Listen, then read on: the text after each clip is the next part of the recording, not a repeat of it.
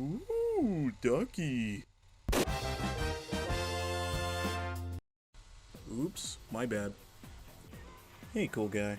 Welcome to episode 2 of the Unusual Effect tutorial. Today we'll be understanding and going over the Properties tab in the particle system. So let's start by clicking on Create and naming our particle. So this is the front of the Properties window in Properties tab.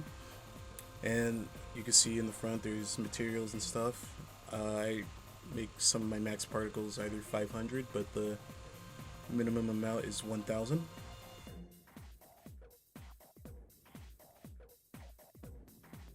So we're gonna pick some materials here, and what I said from the other video about how there are valve sprites and there are workshop sprites, you should mostly use the valve sprites. Only use workshop sprites if you have permission to. So I'm gonna find my own particle sprites that I made, and yes, you can also make your own particle sprites, but I'm gonna find some of mine and pick one of mine.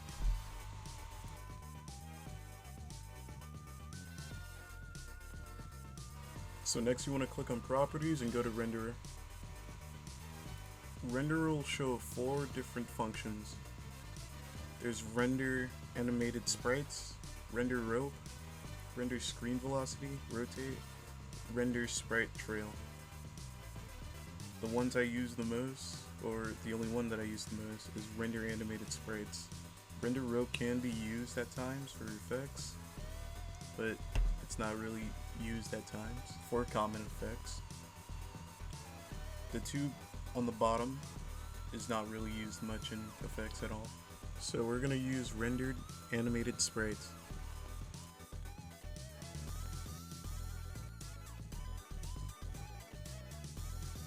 And for your particle to show, you have to go to Emitter. We're going to explain Operator and Initializer in a bit, but we're going to go to Emitter. In the Emitter tab, there's Emit Noise, Emit Continuously, and Emit Instantaneously. Emit Noise I don't really use often. I don't really see any effects that use that often, or at all. So Emit Continuously continues to emit for an amount of time until then, and then it just stops. Emit Instantaneously just emits at an instant, it doesn't stop whatsoever. I'm going to make my effect emit instantaneously. And there's my effect, wow. And it's moving too. To make the animation rate faster, you have to go to Renderer and go to Animation Rate. Right now it's at 0.1, but we can change it to probably 1, 2, 3, etc, etc. It'll keep speeding up. Keep in mind that only animated sprites can have their movement speed changed.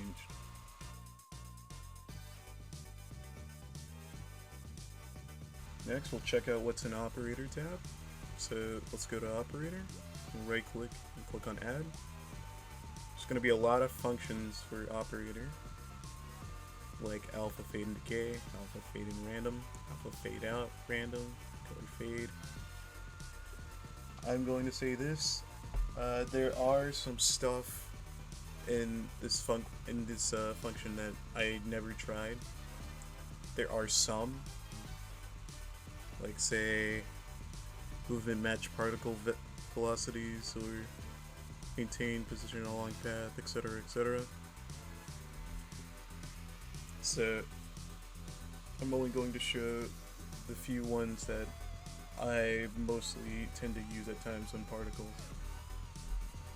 So we can start with alpha fade and decay, which it literally just stands for alpha fade in and decay. It dies off when the animated sprite has completed its rotation. Alpha fade out just fades out when it completes its animation. Color fade changes into a different color at the end of the animation. Lifespan decay. Lifespan decay is the same thing as alpha fade and decay. After the animation ends, it restarts. Movement basic. Movement basic, it moves the particle either upwards, backwards, or sideways, just like how flames would work. There's a whole lot in operator that you guys can get to try out and test yourself, but I'm going to move on into Initializer. That's the most important stuff there.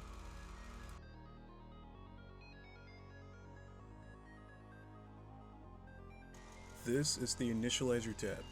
It has the positioning tools for particles and where you want to show it. We're gonna right click and click add to show some of the properties in Initializer. So this is color random.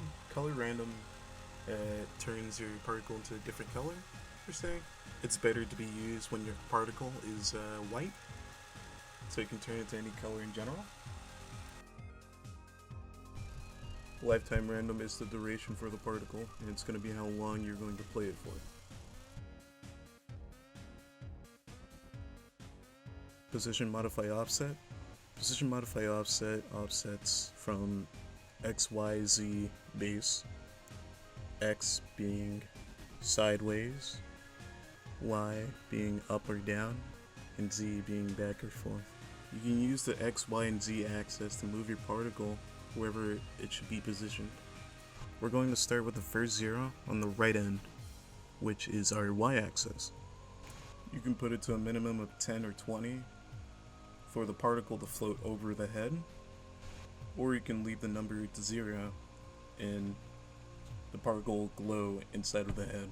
Position within sphere random is almost critical for most particles. It's used so the particle doesn't go off to anywhere like outside the boundaries except your character. It's highly suggested that you should put this on your particle so it doesn't do that. You can also control the space around the particle and its distances. Radius random, it works just as like radius scale. It's scaling your image, resizing it either to a small proportion or a large proportion. Rotation random. Rotation random rotates the particle at the number you set it to, like 360 or 180 or 90 degrees. It rotates the particle in a full circle. This is the end for the Initializers tab. There are a few more stuff in the initializers that I didn't go over, and I wish you can comment down below and ask what these are for, or you can try to toy with them and like try to test them out, see what they do. So next we'll be talking about the Children's tab.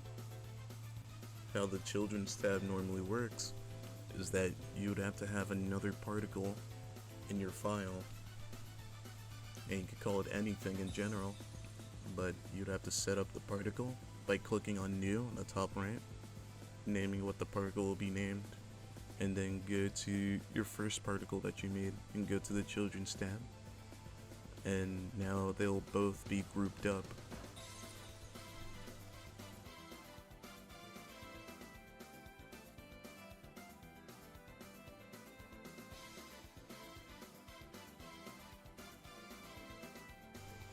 In the Constraints tab, there are most advanced stuff. In the Force Generator tab, including some also pretty advanced stuff that you guys can ask down in the comments below, and I'll try to see if I can answer in general. Now that you learned a little bit about the Properties tab and what it has, you guys can test it out and try to toy with it, while in the next episode, we'll learn how to make an unusual effect from scratch.